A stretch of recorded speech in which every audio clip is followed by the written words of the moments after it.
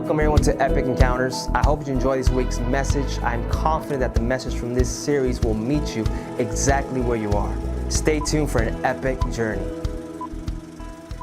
Joel, the second chapter. And it's going to be about 3 quick verses. Verse number 25.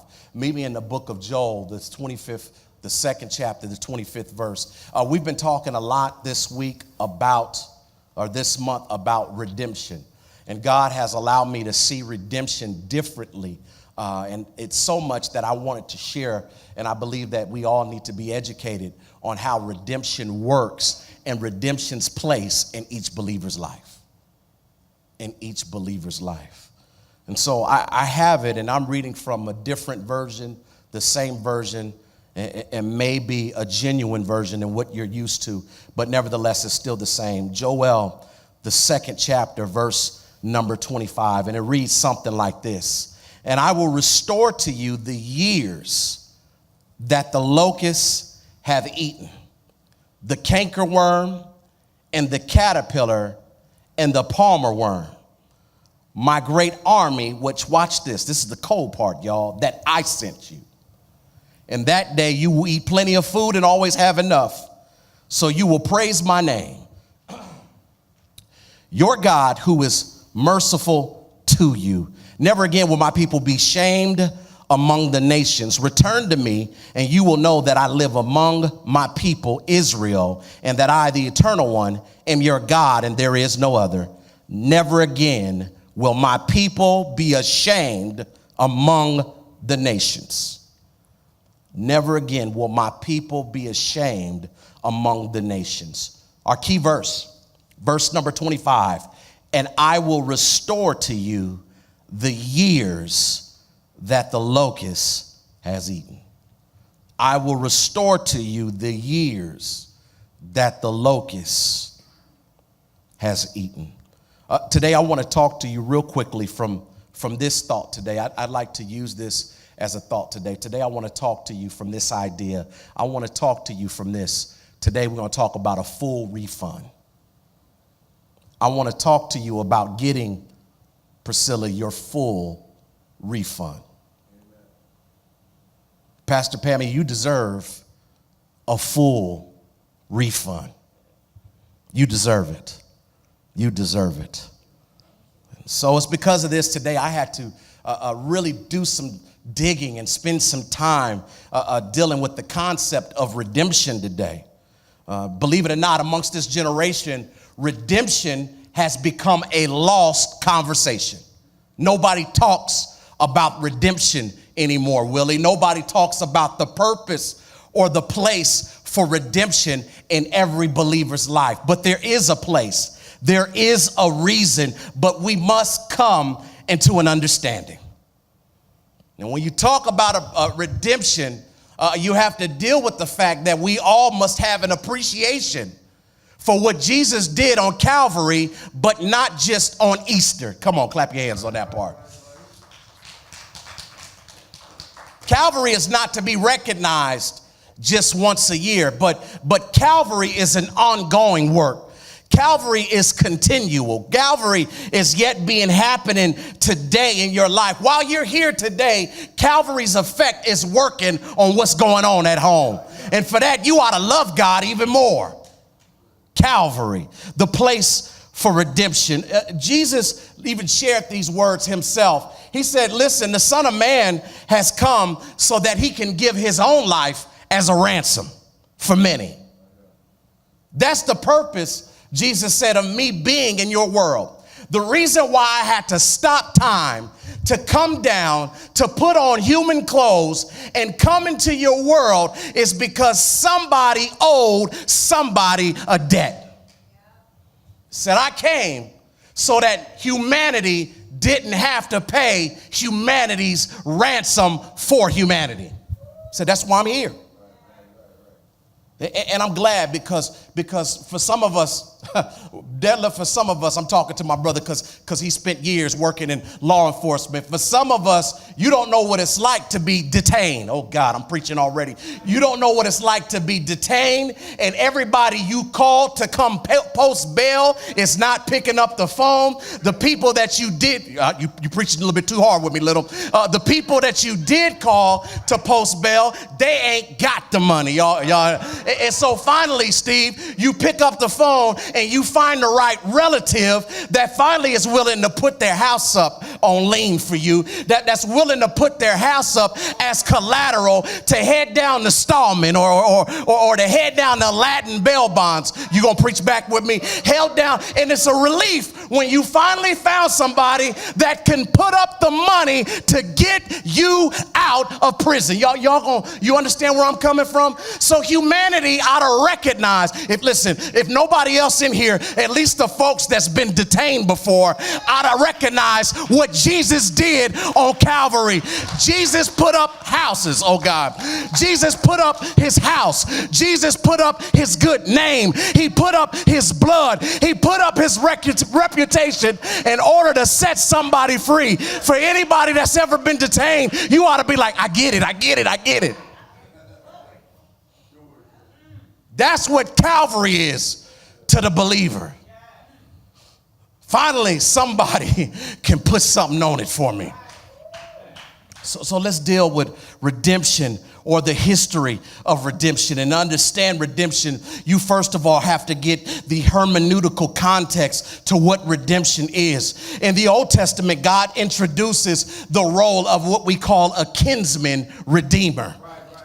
He says, listen, you're going to have to understand. I'm going to put a law in place so that you understand what a redeemer is. Why are you doing that? I'm not doing it for this generation, but I'm setting it up for thousands of generations to come so that they'll understand that when I finally come down dressed as a human being, they'll understand and appreciate the laws of redemption, because you will already have messed with them and used them in order to help you. You got to understand the laws of redemption and see how they play out. I'd like it if you ever get some time and you need a homework assignment to do later, go and read the life of Ruth and Boaz. They have the best living example or biblical example of how redemption works. In order to be a redeemer for a family member, in order to be a redeemer for a relative, in order to be a redeemer for a cousin or somebody in your bloodline, you have to do or be willing to meet these four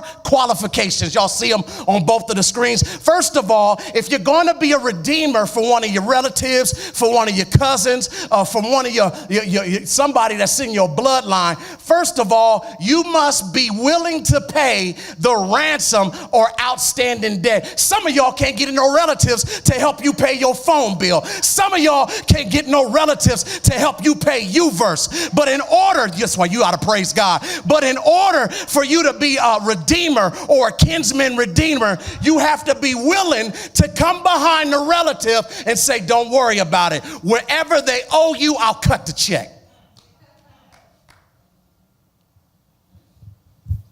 Whatever they owe you.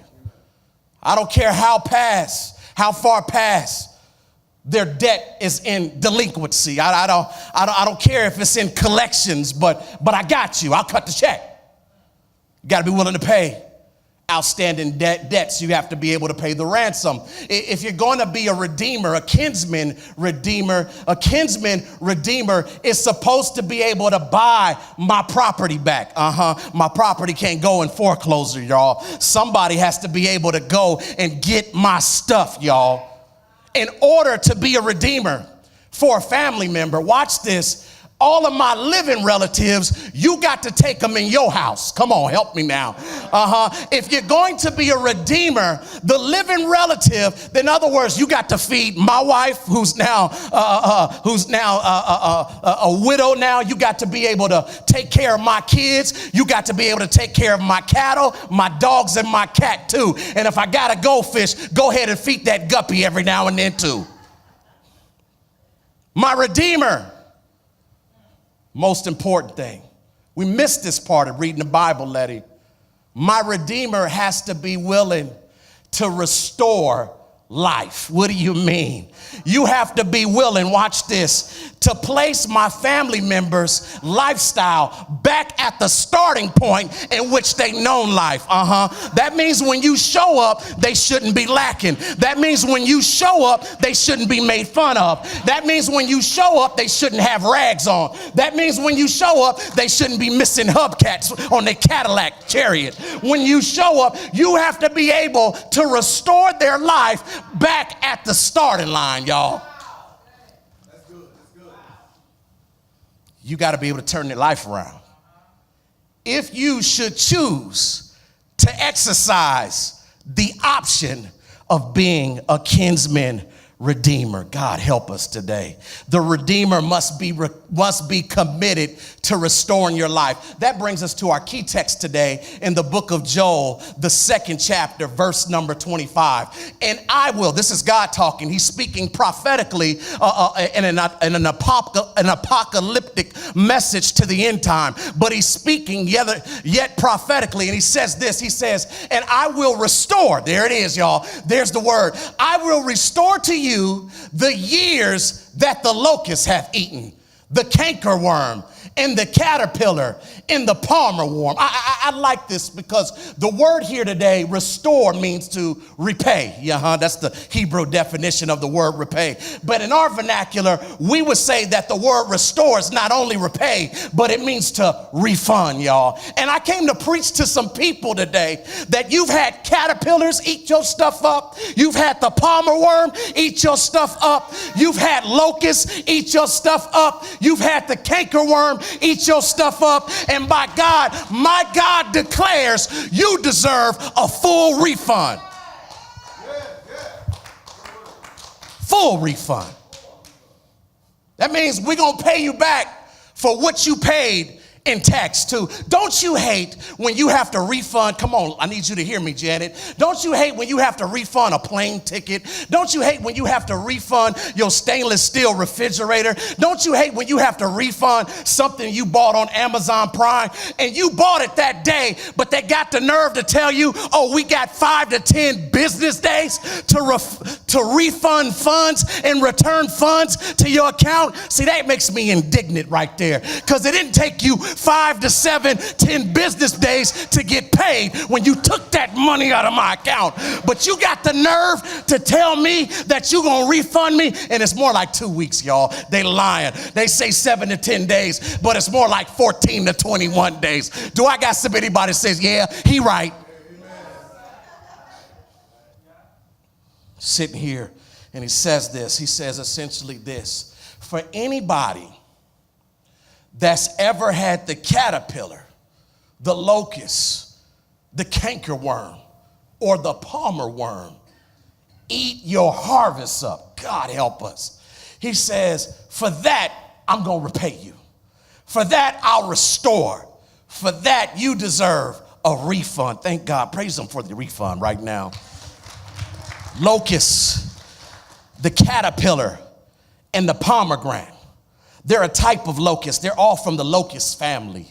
Locust family. And essentially what a locust would do in the Bible, specifically in the Old Testament, is the locust would eat the crops of vegetables so bad that even the tree would miss some of its bark. Could you imagine some type of critter or some type of pest that goes along and eats your harvest up so bad that it even eats the side of the tree bark off? That's what a locust does. This is what's interesting about a palmer worm. A palmer worm eats the fruit and eats the fruit leaves. So it eats up all the fruit that you've ever had to bear in your life. Somebody understands where I'm going, and somebody understands what I'm getting at. I've had seasons in my life where it feels like every time I tried to be fruitful, somebody was there stealing my stuff. And for some of those that feel like I can't be fruitful, I can't keep money in my pocket, I can't keep money in my account, I can't keep a good name throughout the city. Anybody who's ever been robbed of their fruit, I came to tell you, you're getting a full refund today. The caterpillar though, whoo, Rihanna, The caterpillar is a savage. Why? Because the caterpillar, in order to come out of its cocoon, I got a biologist in the back.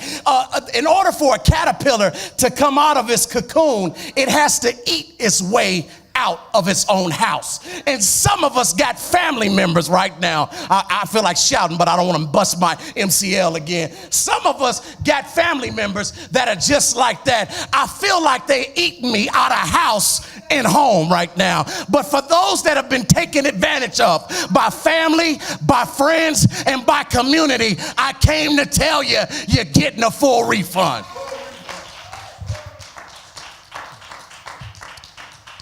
With that being said, I love, Brikeia, if you can get it to show, I love the way the Voice Application Bible explains it. The Voice Application Bible says it like this: I will compensate you for the years that the locust has eaten, the swarming locust, the creeping locust, the stripping locust, and the cutting locust.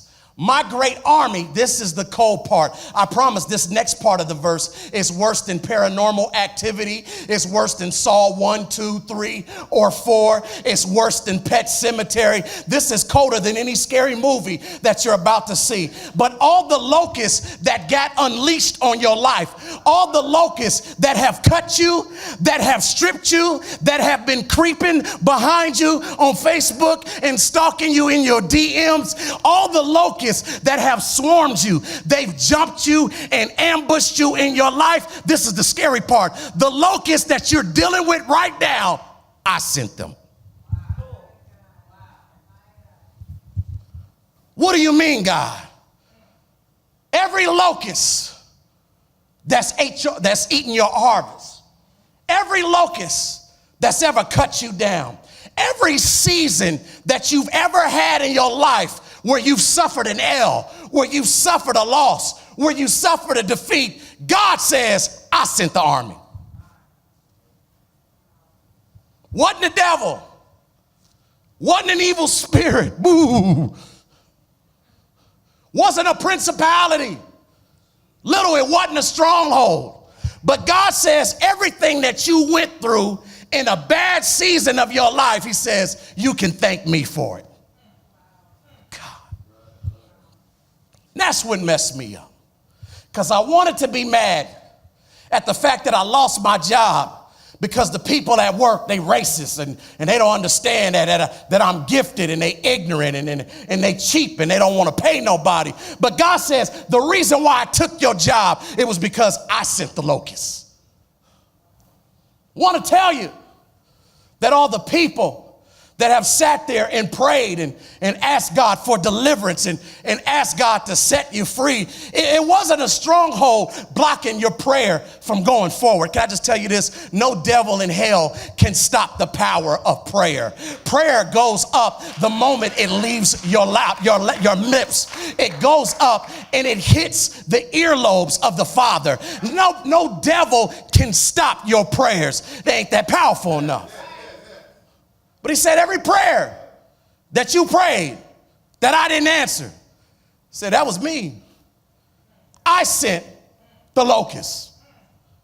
God, you messing with me. People ain't gonna come back to church if I have to reveal this to them, God. The offering gonna be low today, Lord, if I get to preaching like this. Ain't nobody gonna wanna put up with this. And God showed me, he said, simply this. I did this to you. Can I tell you, before you frown up and get mad at God, which you really don't have the right to get mad at the Creator for creating any havoc in your life. Did you catch that? He's the Creator. He can create any circumstance or situation he wants in his creation's life. But I'm so glad, and this is where you need to be, where we need to be like God. This is where we need to be in the image of God, Devin. I'm so glad that I serve a God that when he does something wrong, he owns it. Okay, so I lost everybody. I'm going to say that again. Stop, rewind, go back. Let's start all over again. This is the part where you need to be more like God. This is the part where you need to take on this characteristic about God. I'm so glad that when God makes a mistake, he owns it. Can I get you to clap your hands?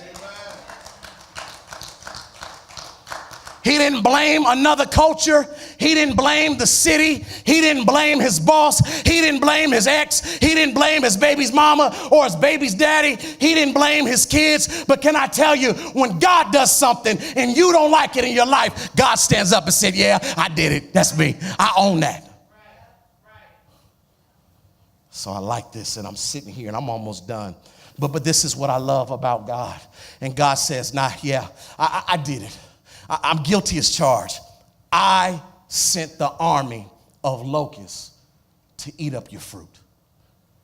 I'm sitting here. He said, not only did the locusts eat it up, but it jumped you, it ambushed you. The locusts cut you down and stripped you apart.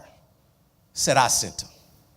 He said, that's why it's my responsibility to issue a full refund for anything you think you ever been cheated on. Any situation you think that you were done unfairly on, you were treated poorly on, any situation that you thought was just flat out wrong. You feel what I'm saying, Zoe, right? Any situation that you feel, he's like, yeah, because when I didn't get enough milk last week, I thought. So any situation that you thought was wrong, any situation or circumstance that you thought was flat out, not anybody besides me ever argued with God and said, God, that wasn't fair. I didn't deserve that. Okay, I'll preach to myself about myself then, since y'all don't want to be transparent now. Anybody ever got with God and said, God, I don't deserve to be lonely right now. I don't deserve to have this happen right now. I don't deserve to have to ask people to borrow money right now. I don't deserve to be 60, 75 years old and still wondering how my rent's gonna get paid. And I don't deserve to have to go through treatments. All these people that have messed up, that don't love you, that don't worship and lift the name of Jesus, you couldn't find any of them to give cancer to. God says, for anything, and I love this clause, if there's ever been a situation in your life, Vion, where you've been ashamed, where you've been discouraged, where you've been disgruntled, where you've been made to look like a fool, he says, based on that alone, I owe you a full refund. Stuff that you're waiting to still get reconciled, stuff that you're still waiting to be worked out in your life, phone calls that you're still waiting to happen on the other end. God says, if you ever feel some type of way about me, I owe you a full refund. The word for today, because somebody needs this word, God is coming to restore your reputation. Because I know some people say, if I could get one thing back, Cephus, it wouldn't be the money, it wouldn't be my help, but I would give anything just to get my good name back. I would give anything just to get my reputation back. I would give anything just to get my ministry back. God says, I'm issuing a full refund today. How do I know, Cephus, that you're preaching to me today? How do I know that I'm qualified to receive this word? Here's the only qualification today. Here's how you know that this message is for you today. Have you ever been embarrassed after praying and asking God for stuff? Have you ever been embarrassed because you felt like God never showed up? Have you ever felt like you've been left hanging because God didn't answer the text message? God didn't pick up the phone. God didn't heal when you asked him to heal. Stuff still got put in foreclosure. Bills still didn't get paid. Stuff still got shut off. Folks still left your life. The relationship never got back together. If that's you, guess what? You are owed a full refund today. Said, I owe you a full refund. I'm done. I owe you a full refund. Can I give you the other qualification? He says this, and this is what blew me away, Willie. He says, I'm going to refund to you, Letty, the times, the seasons, the days. No, scripture says the years that the locust has eaten. Because some of us in here, can we have another moment of transparency? The situation that I had happen to me, it wasn't just for a month. God help me. It wasn't just for 2018. What happened in my life didn't just happen just in 2019. But Pastor Pammy, some of us have been going through for years. For years. He says, for every year that you've been in debt, I'm giving full refunds. If you've been hurting now, Letty, for 5 years, I owe you a full refund.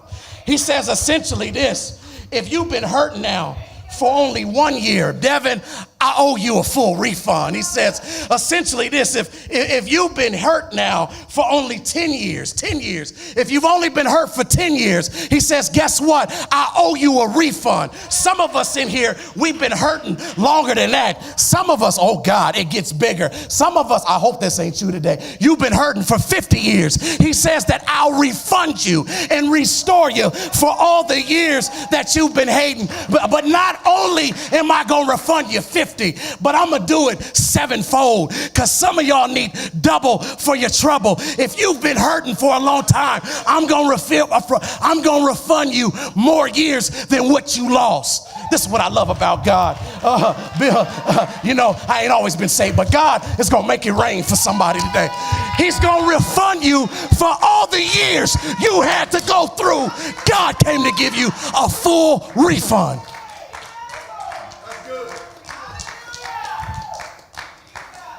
The only thing I ask right now is for everybody that's been going through longer than 1 year, get to this altar right now. Get to this altar right now. Go get at him, Roman. Get to this altar right now. I need my full refund. And some of us, y'all know we ghetto, right? You know we ghetto. God, I can't wait for my season. I can't wait for my season to get here. I can't wait another 6 months to get my full refund. But today, Lord, I need you to go ahead and give me a payday advance, God. Can you cash advance me? God, can you cash advance me in the spirit? God, I need you right now. I need my full refund today. Restoration has to come today. I'm not waiting another season like the one I just had, but I need my full refund, Lord. I need my full refund. I need you to restore everything that the locust has cut, that the locust has stripped, everything that the locust has robbed me of. I need you to refund me. I didn't ask for this, but God, since you sent it to me, oh God, that's the part that hurts. But God, because you sent it to me, you need to give me my full refund. Why do you need to give it to me? Because God, I'm stepping out on faith right now, and I'm saying that I believe your word that this fat preacher with a mohawk just preached. Hello, we want to thank you for watching this segment. We would like to hear more from you. Please follow us and connect with us via social media outlets. We want to offer you an opportunity to partner with us. We can do more together. Below is the information on how you can be part of bringing this message from our community to yours. And before you leave, take our motto with you: more compassion, fewer complaints.